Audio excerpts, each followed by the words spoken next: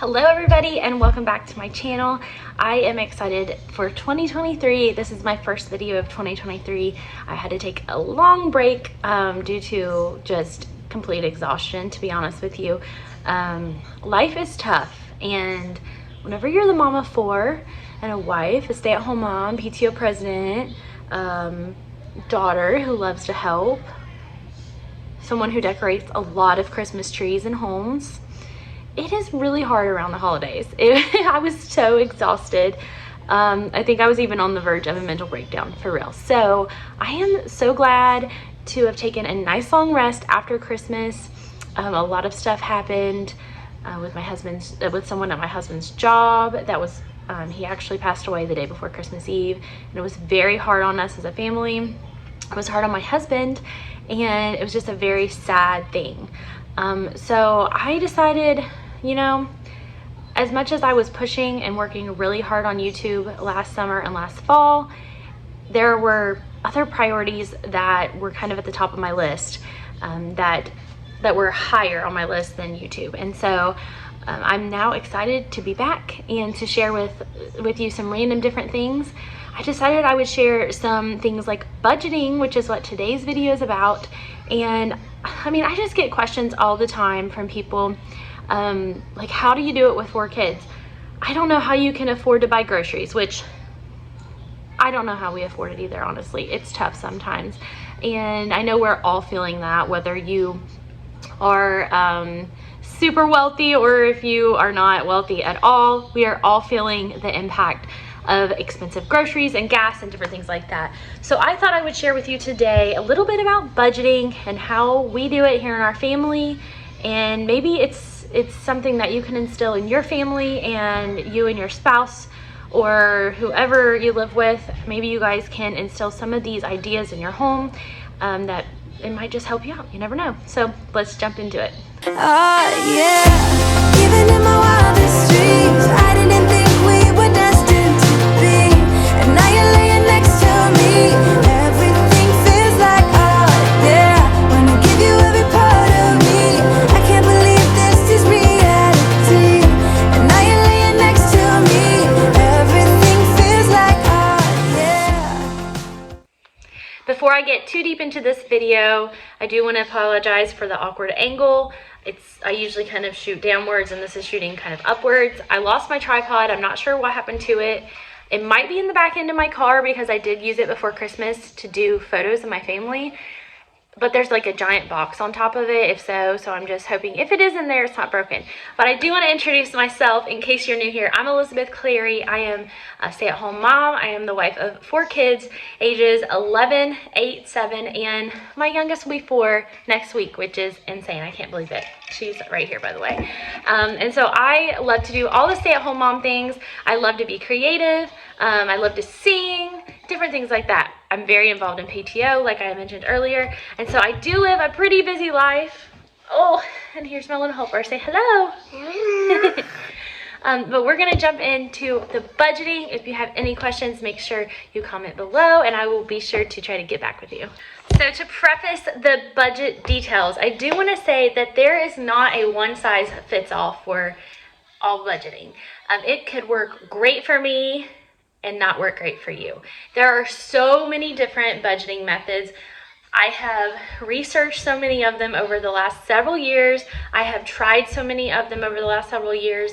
Some of them work really well for me. Some of them did not work well for me at all. And so I think I've taken like bits and pieces from all of these different methods and put together something that works great for myself. So as I was saying earlier, I have researched so many different budgeting methods, and there are so many different kinds out there. And I am not putting down anybody's budgeting method. I'm just going to tell you what has worked for me from these different budgeters.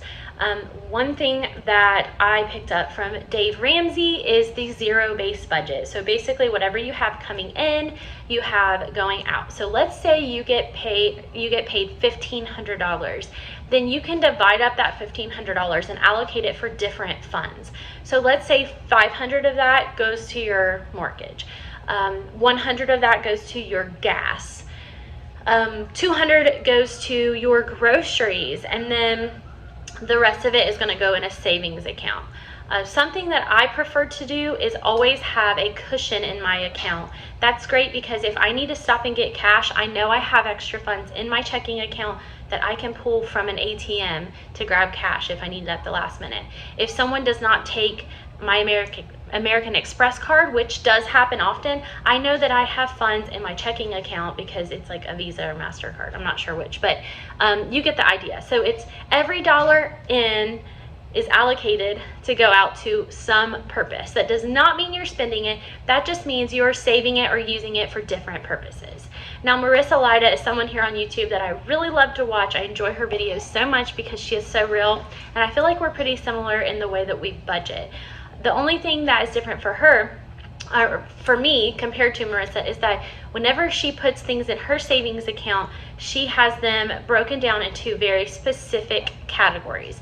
For example, she has a category for vacation, she has one for Christmas, she has one for clothing, she has one for her husband's spending, one for her spending, etc., so on and so forth. And that is great that that works for her, but personally it does not work for me because it really stresses me out and gives me extreme anxiety to have to allocate funds to so many little categories. So what I do is I break my spending down into 4 categories, and that helps me out a lot. Something that I got from someone else that you can find a lot of information about here on YouTube is Jordan Page. I love how she does it, and this I kind of do a mixture of her budgeting and Marissa's. Jordan says, you know, make yourself just 2 categories. So on this category, we can have groceries. Let's say we're going to spend $300, and then everything else $300. That way, when we go to the grocery store, I can say, oh, I spent $150, so subtract 150. That will leave $150 left. Let's say that I had to buy my kids some boots. Well, they were $50, let's say. I hate spending money on boots. Oh my goodness, they're so expensive. But we're going to subtract it from here. That will leave us with $250. So I love this method because it is simplified, and I think it helps with my kind of anxiety-ridden, a little bit ADHD brain.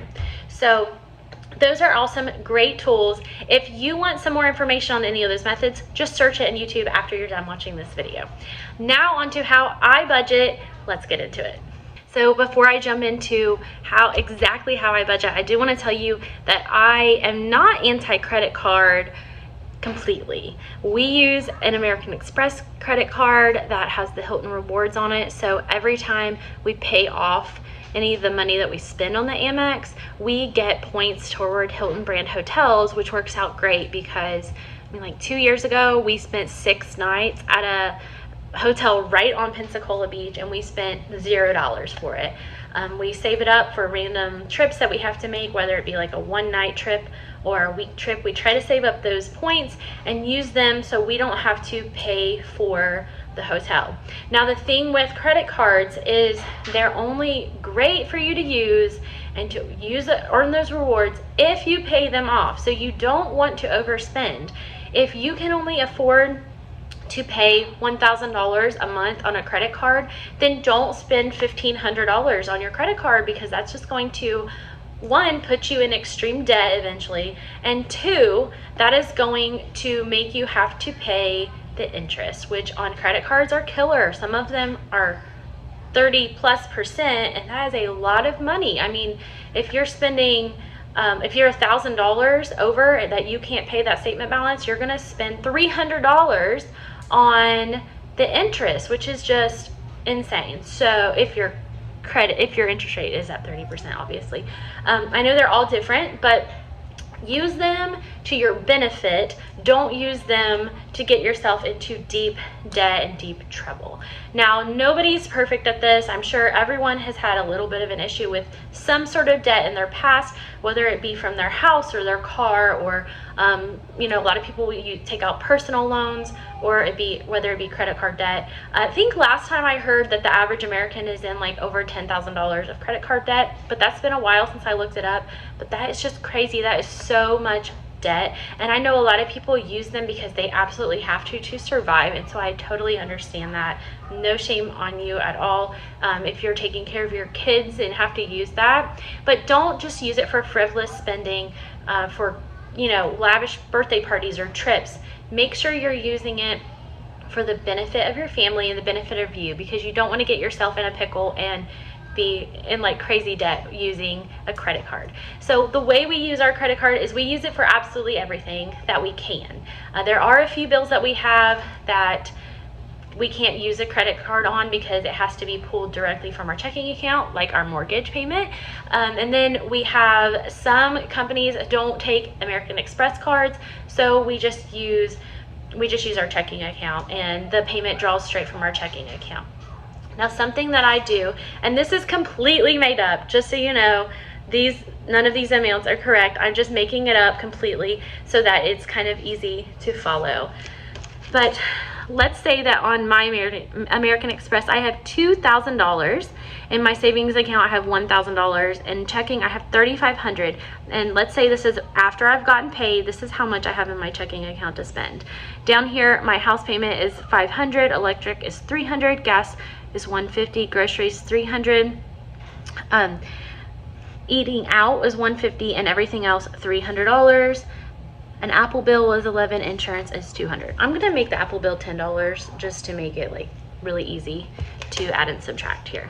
So what I'm going to do, this is how I do it every time, is I'm going to write down $3,500 because that's what I have in my checking account. Now I'm going to subtract all of the amounts that I have that will be coming out of my checking account. So minus $500 for the house, minus $300 for electric, minus $150 for gas, minus $10 for Apple, minus $200 for insurance. Now, since I budget bi-weekly, every 2 weeks, the expenses that I have can be different from month to month. Because like this month, our bi-weekly payment payment period was January 6th through the 22nd. It's not going to be the same next month. So this is why budgeting bi-weekly helps our family.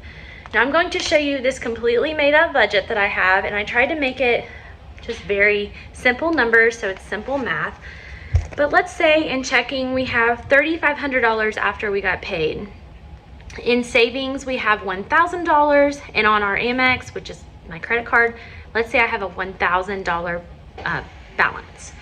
So I always put the period right here, the payment period, and then I list our bills. For example, I wrote the house payment is $500, our electric's $300, the insurance is $200, and Apple bill is $100. Of course, most of us have more little bills that come out. For example, I have like an Apple payment for my iCloud that's like $10.71, but this is just to streamline it so it's a lot easier to figure out. Now here where I starred these are our variable expenses. So I'm going to budget these expenses, but I'm going to try not to spend this much, or at least not go over these amounts, which equal $900 total. So after I have all of these amounts figured out, I go down here, and as you can see, this is like one of those 25-cent notebooks from Walmart. You don't have to have a fancy planner or budget binder, although I will be showing you my new one that I just got that I really love here in a little bit. But I'm going to start out with the amount I have in my checking right now. It's $3,500. And then I have these bills right here. They equal $1,100. So that means I have $2,400 left. After I take out my bills that I know will be withdrawn from my account, or for sure will be used on my credit card, however you choose to do it, then I'm going to pay off my credit card, which was $1,000. That way I have a zero balance and I don't have to pay interest. That leaves me with $1,400. The next thing is I'm going to budget the $900 for my variable expenses. Now, of course, I may only spend $700, which will be great. That will just kind of roll over to my balance for the next payment period. But after I take out my variable expenses, that means I will have $500 left. I'm going to keep $250 in my account for a cushion. Like I said earlier, maybe you decide to go to a school ball game and they only accept cash and you need to stop at an ATM and grab $50 in cash. So you can spend it at the concession stand or to get in. That way you know you have that. So I always highly recommend having a cushion in your account, whether it be $250 or $2,500, whatever you're comfortable with. That leaves me with $250 that I can add to my savings. Now, if I am in debt and I have a student loan, let's say, I can take that amount and I can put that toward the principal on my loan. Or I can split it in half and say, I'm going to put 125 in my savings and I'm going to put 125 toward the principal of whatever debt that I have. And savings is important. I don't think that you have to have tens of thousands of dollars at all times, although eventually once you get out of debt, that would be a really great thing to have. It's great to have several months of expenses saved up in case you would lose your job or something drastic would happen, like someone got hurt in your family and someone's not able to work. That way you have it saved up.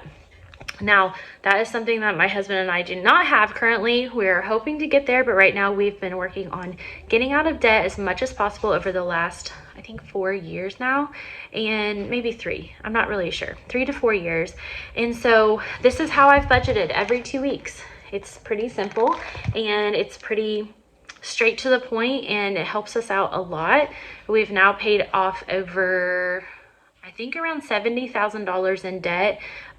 So the only debts that we currently have are our mortgage, which I feel is a good debt. I don't consider it bad like a credit card debt. We have a tiny bit of credit card debt, but that's just basically, because we use it every time. So it's kind of like a reoccurring debt, if that makes any sense. It's not like we're $10,000 worth of debt, thankfully. And then my husband has a student loan, and I think it only has around $10,000 or $11,000 left on it. So hoping we can get that all paid off really soon.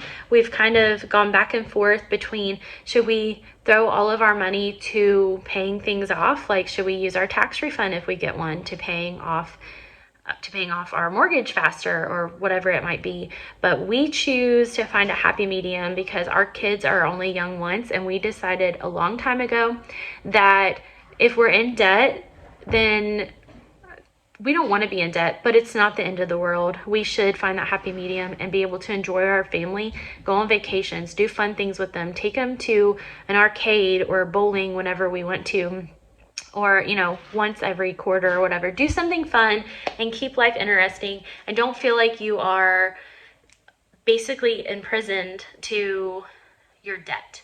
So this is a great way to find that happy medium or that balance to where you want to enjoy your family and have fun, live your life, but you also want to kind of pay off debt at the same time. So that is what I encourage you to do if that would work for your family. Now I'm going to move on how I've been budgeting for 2023.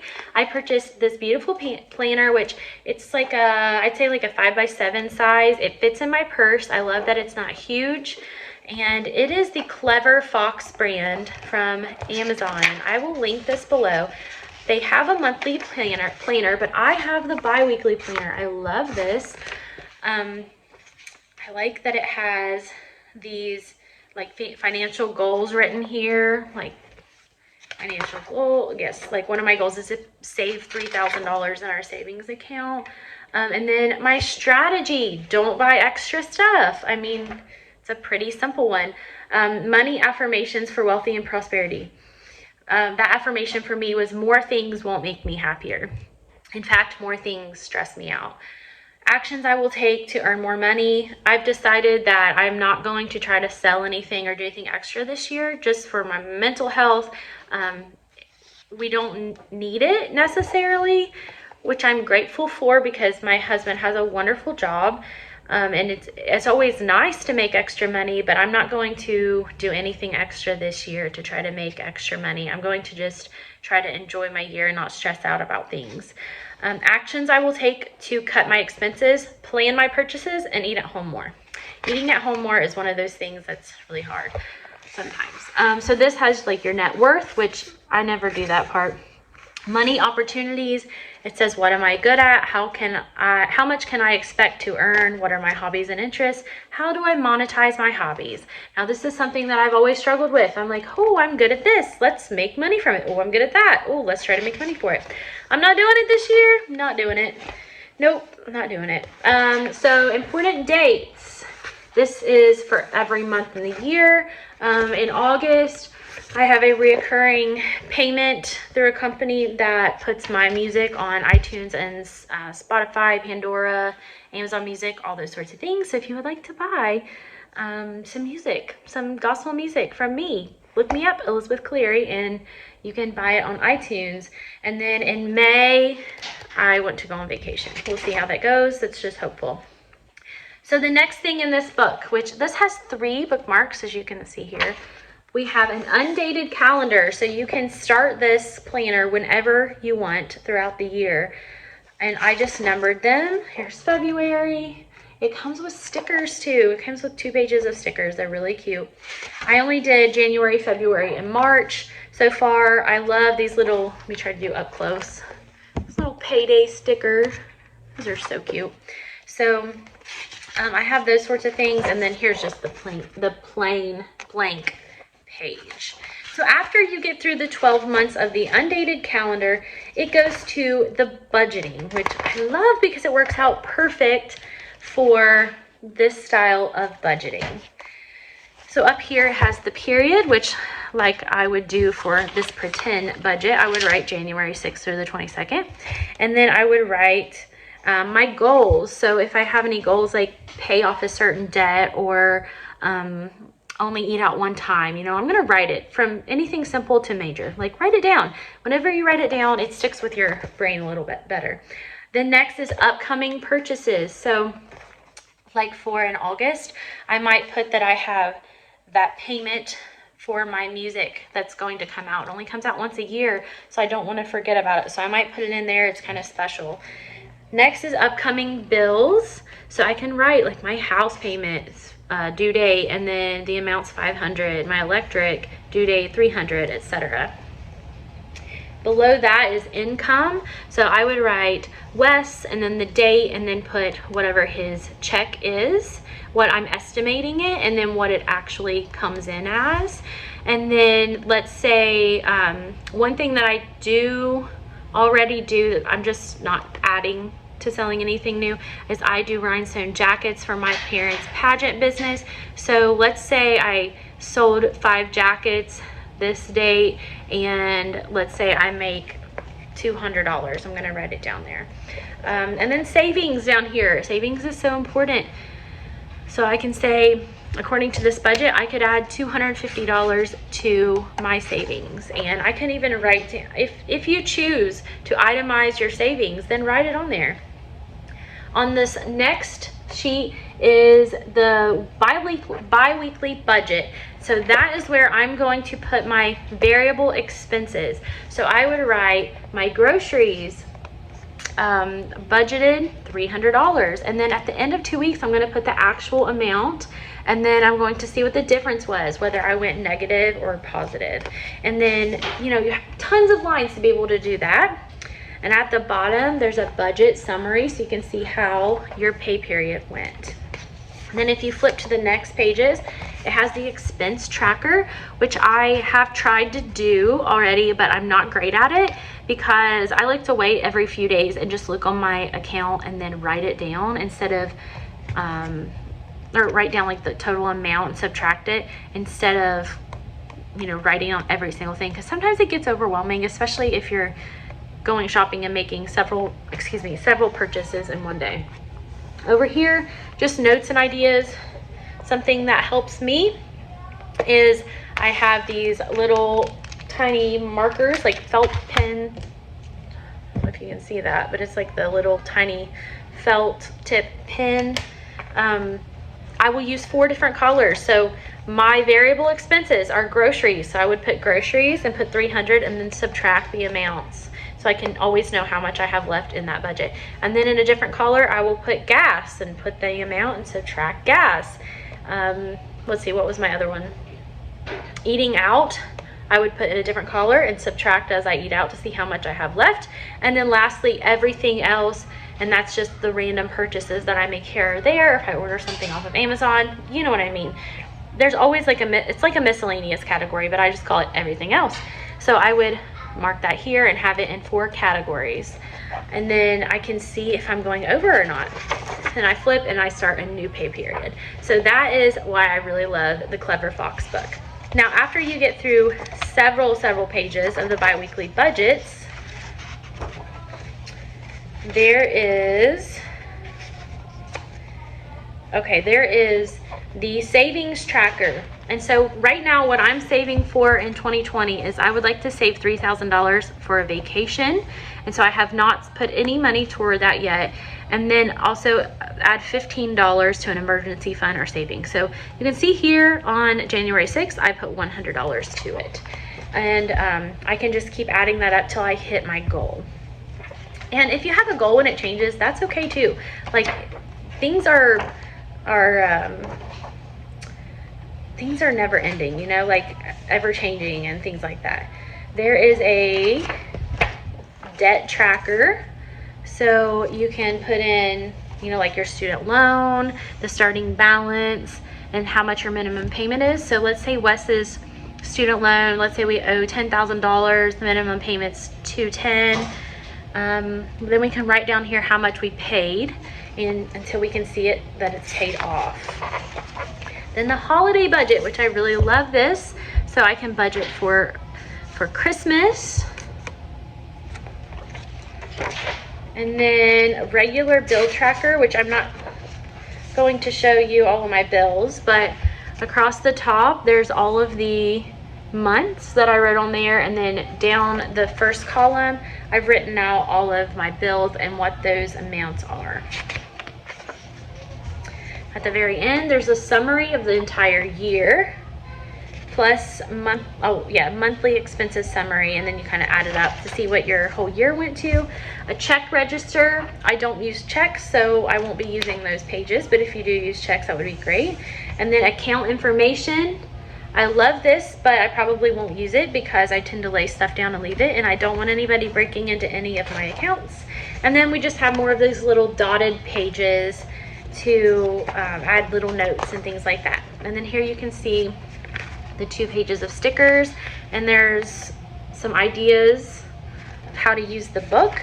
And then there's an envelope that is kind of like glued in, so you can add cash or any receipts or anything like that to the end of it. I got this from Amazon. I think it was around $20. And then I got these from Amazon. I think they were like 8 or 9, but I will link those below for you if you're interested. If you have any suggestions or ideas or questions, please comment below. I would love to try to help you out. This is just how I budget, and this is what works for me and has worked for us for several years. In case you're wondering, yes, I do all the budgeting. Wes knows what he logs into our account and he can see what we have, or what we have on our credit card, or what our debts are, you know, how much we still owe on our house or on the student loan. But for the most part, I handle the expenses because I enjoy it and he does not. And so again, here is the example of a budget of how I do it. It's pretty simple, and I hope that it helps you out. I hope that you can get out of debt. I hope that you can learn to use a budget and still enjoy your life. And if you have if you need some more inspiration, I highly recommend you check out Marissa Lida, which I will try to tag below, Jordan Page, or Dave Ramsey, and check it all out. I'm not saying that I follow any of these budgeters 100%, but all of them have really good ideas, and it might work. One of them might work perfectly for you if this way of budgeting does not.